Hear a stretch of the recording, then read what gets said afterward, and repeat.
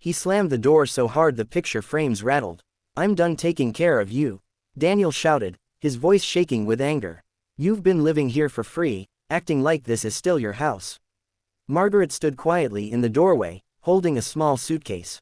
Her gray hair fell across her tired face, but her eyes stayed soft, the kind of eyes that had seen too much pain to fight back anymore. "Daniel," she said gently, "I never asked you for anything. I only wanted—" He cut her off. "You wanted control. You think just because you raised me, I owe you my life. News flash, you're not my real mom." The words pierced deeper than he knew. She opened her mouth to speak, then stopped.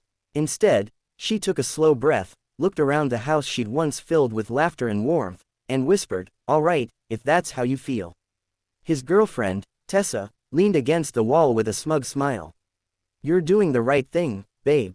You can't let her walk all over you." Margaret turned toward the door, her old coat buttoned up to hide trembling hands.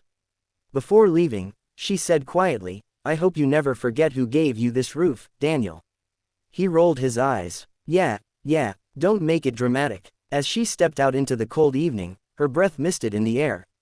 The woman who had raised him from nothing, who had fed him, clothed him, and prayed for him, was walking away with nothing but a suitcase and a broken heart.